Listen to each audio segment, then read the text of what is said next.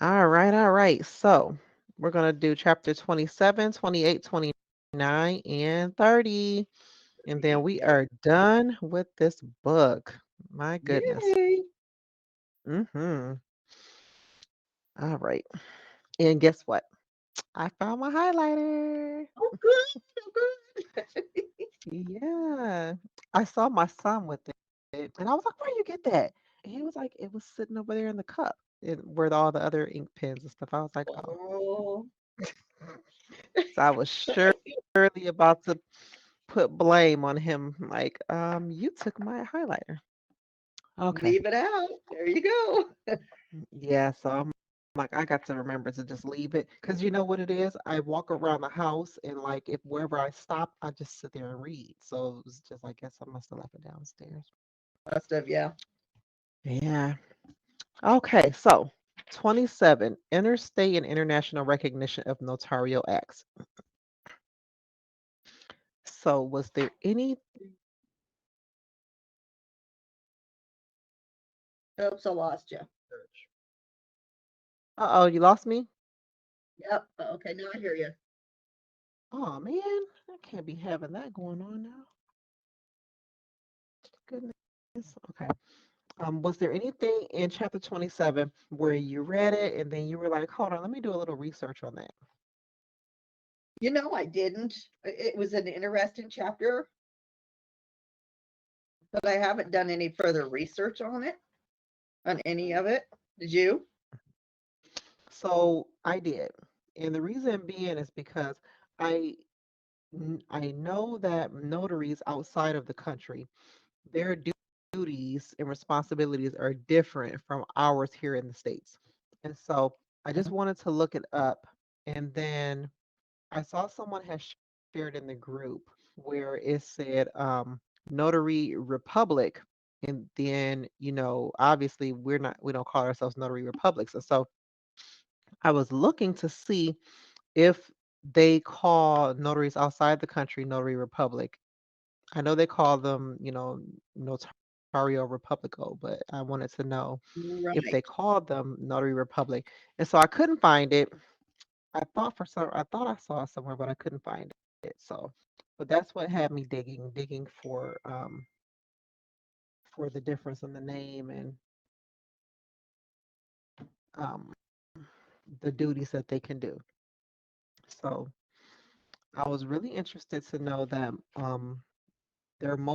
they have like same um the same jurisdiction like attorneys do.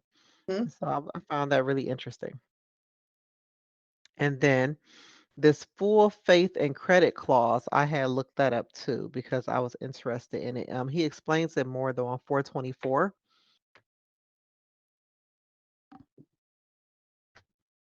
Okay, on Talk about 424. Okay. Mhm.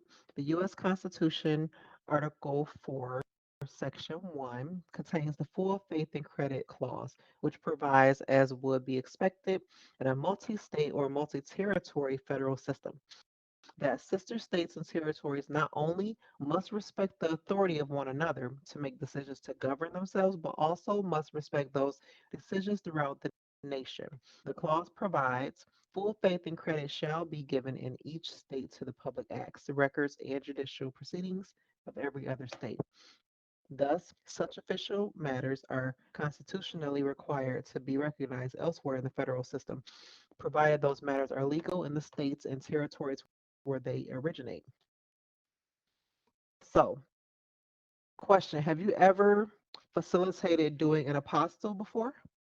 No, Okay. I have not. So, this is what this made me think of because when when you do notarize a document that is going to be used outside the country, it's going to be authenticated by the Secretary of State of that state. And so Right. they they have to make sure you did your part correctly and then they authenticate it. So I was just thinking like, that would just suck if a notary didn't do their part correctly, because then it's like the Secretary of State is looking like, well, how are you a notary? You didn't even do this right, you Because they're know? going to see it. Yeah, like, oh my goodness. So yeah, that's what that made me think of, and I did want to look that up. Let me see, was there anything else? Was there anything in the chapter that you learned that you didn't already know? Scanning it really quick.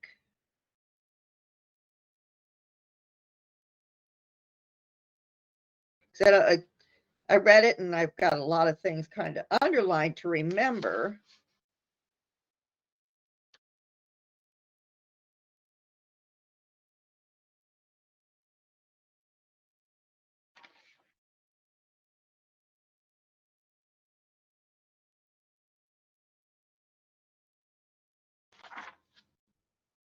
A lot of it makes sense too. But there again, it's just be careful, Hmm. go slow. Hmm.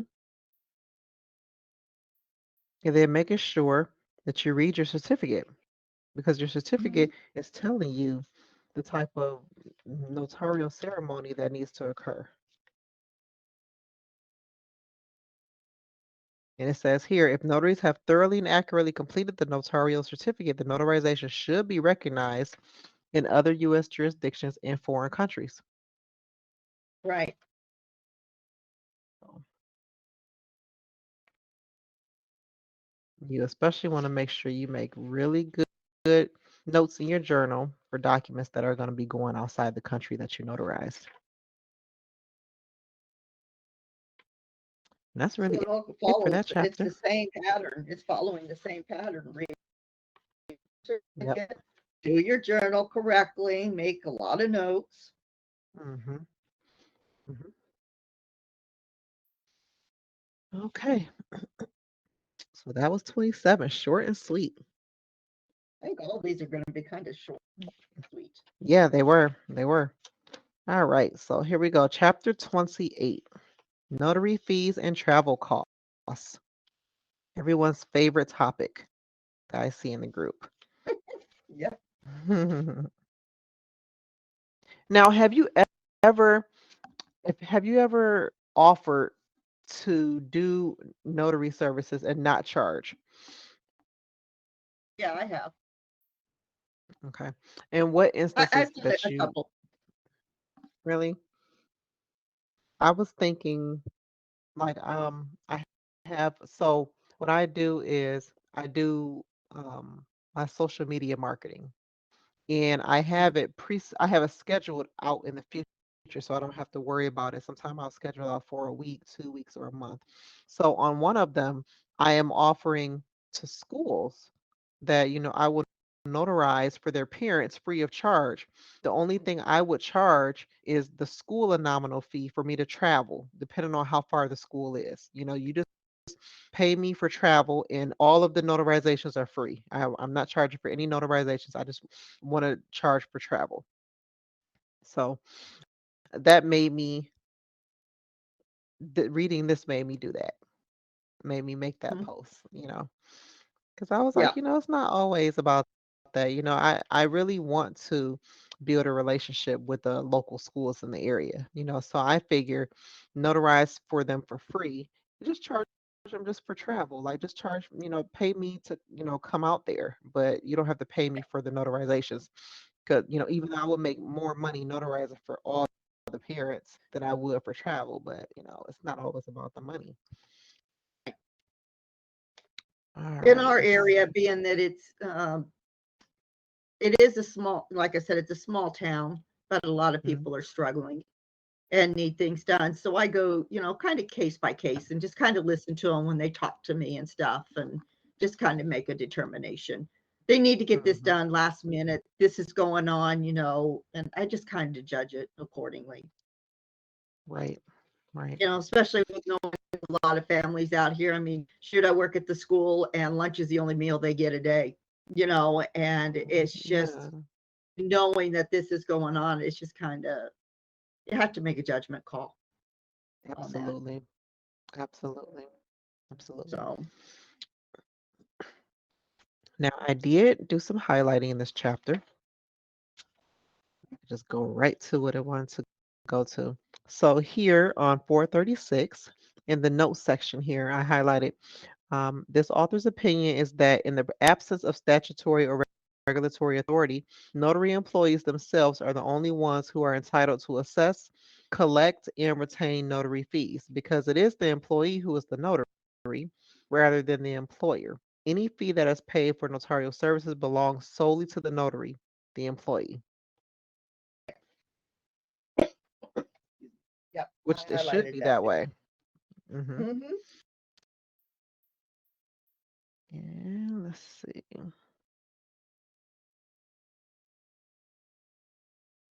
Oh, and then here I highlighted, but it wasn't for,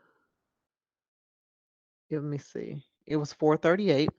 If fees are to be charged, you must create a written fee schedule and conspicuously post or publish that schedule to inform prospective clients prior to the rendition of services.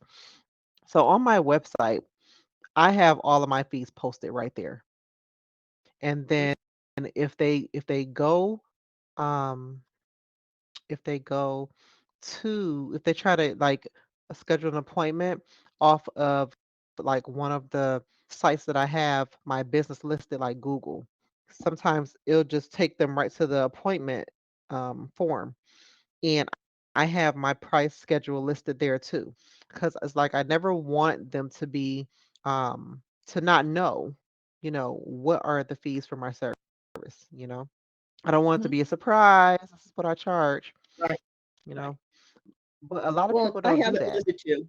I have it listed too. I have a Google, Yeah. Google My Mhm. Business page, and Yeah. yeah, I have it on there, and I'm always up front when they call. Mhm. What Mhm. am I doing? How many signatures? How many certificates are there? How many people are signing? And I tell them up Right. front, this is what the cost is going to be. And then if there's Mhm. travel, I let them know, I do have to charge, I think it's 56 cents a mile, you know, for travel. Now, did you And they look know what the mileage the IRS mileage rate has changed and went up to I think got to look that up 58 and a now. half. Yeah, Now, oh, it went 58. up. Oh, 58 and a okay. half. Yeah. 58. I was like, Okay. "Oh, Yeah. okay." Yeah. Being that it's the Yeah, new because year, didn't think about looking that up. mhm. Mhm. I so last year I had used uh an online booking software to keep track of my income and my expenses and stuff like that. And I don't like I don't like it's like too much. It's like you're doing too much and then it's like at the end of the year you can't really understand everything that you put in and then trying to backtrack is like so I went ahead and put together an Excel spreadsheet.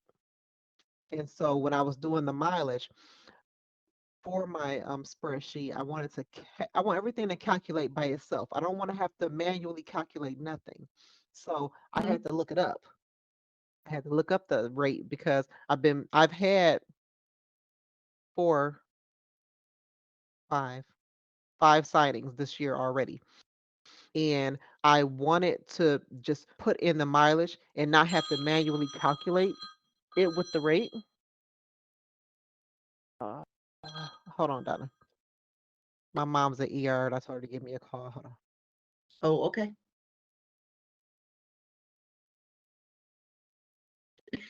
It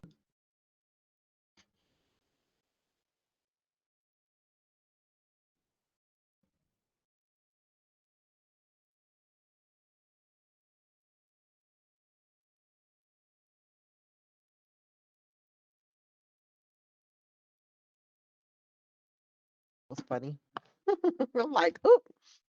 Okay, That's no, what you do they're when you wear a mask and you forget you have the mask on. You try to eat or drink something. Oh, exactly.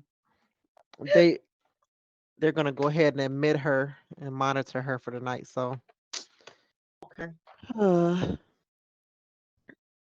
all right. Plug my computer in here. I don't want you to cut off on me. Okay. Okay. So yeah, that's what made me look it up because I was putting my spreadsheet together and I was putting in a mileage and then I was trying to individually calculate each one, and I was like, I'm not doing this. I'm like, let me go on YouTube. It's got to be a formula, a function I could put in here to just when I type it in, it automatically calculates on my P&L statement. So I figured it out. So I was like, Good. yes. All Yeah, I need to right. learn how to do all that stuff. Yeah, I posted in the group to see how many people will be interested in Just doing a saw that. I step saw by that right step. before I got Yeah. on. So yeah.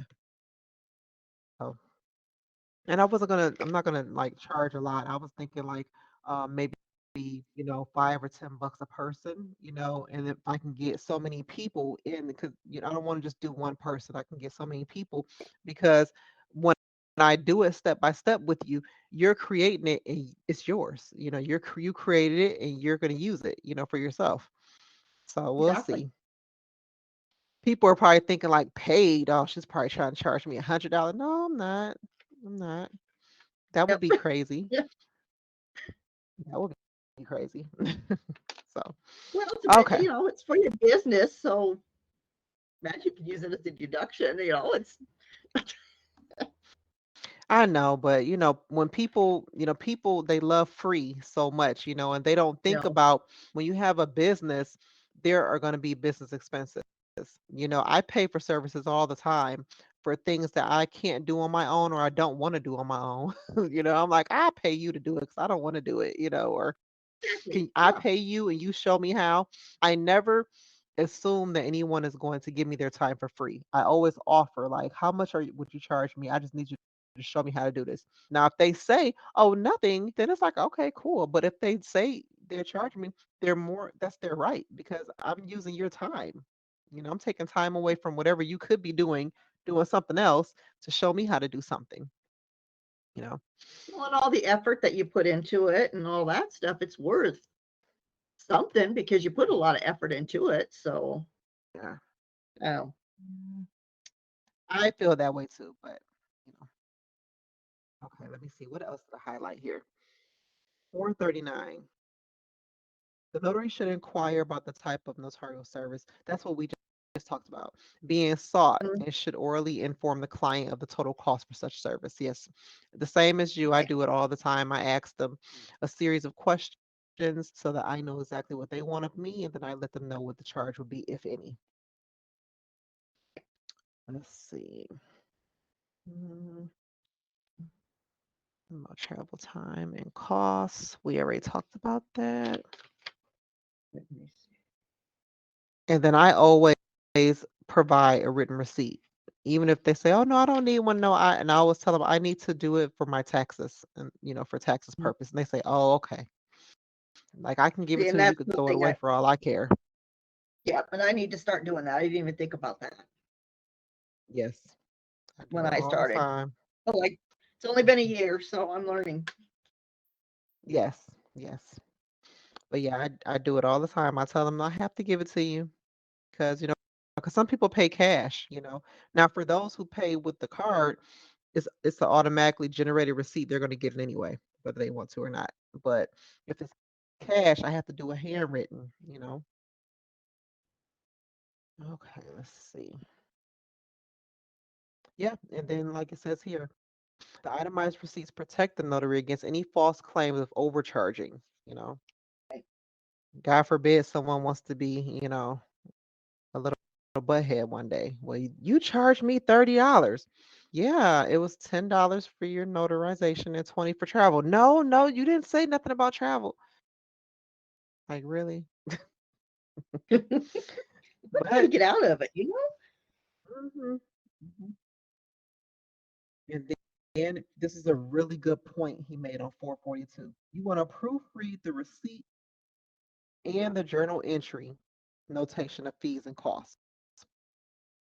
Because sometimes you can get to talking and you'll forget and then you leave. And after you leave, you can't edit anything.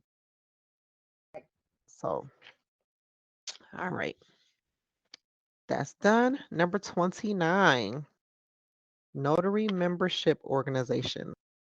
I love it because I love the benefits of being a part of a notary association Mhm. because they they provide you ongoing information, and updates on things that you wouldn't normally look up. Now, like I think you said your state does do newsletters, right? Once a month. I think it's once a month I get a newsletter My online. It's state, from I my don't email. get anything. I don't get Really? anything from my state. Mm-mm. When I Google, they have newsletters from like years ago.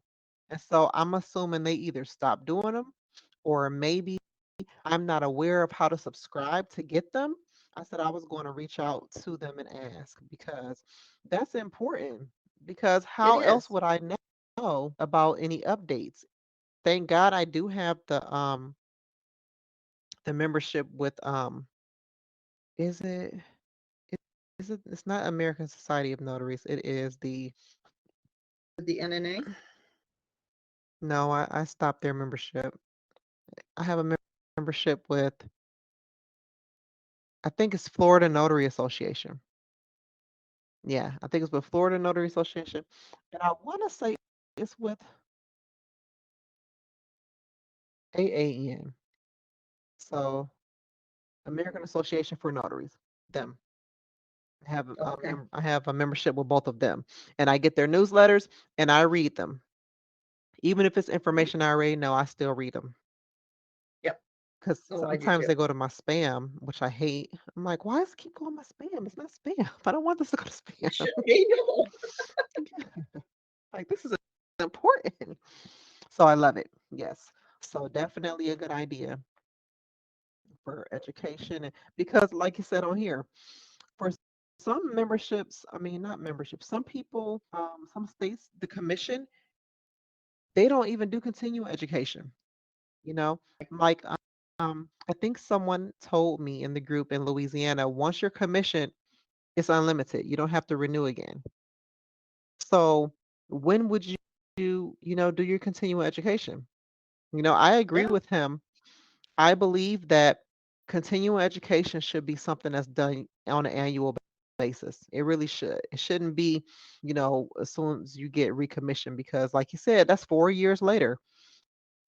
Like, for example, with the new year, a lot of states adopted some new rules and regulations, you know? So you gotta, be abreast on it. You gotta learn it and, make sure that you are aware. And if you're not in one of these Facebook groups or getting newsletters from an association, how do you know? How do you know? So I Exactly. agree Well, with and it's him. the same with attending conferences or stuff like that. I mean, it's just something that it's important. We have Hmm. one here in Montana coming up in May, which unfortunately I can't go to. I was looking forward to it, but my granddaughter's graduating that weekend, so I can't make it. Oh, But it's like, why wouldn't you go to it? Why wouldn't you keep, you know, be involved in exactly. that stuff? Yeah. Yeah, you have to, you're learning continuously, because don't forget That, the things that we can do as a notary, we don't do it all the time. You may not ever do one of the duties that you can do in your state ever. And then all of a sudden you got to do it. And it's like, oh, I don't remember how to do that. Let me go read about it. So definitely. Okay, so that brings us to chapter 30, talking about the continuing education. yep. Like you said, like everything else, like I'm a medical assistant.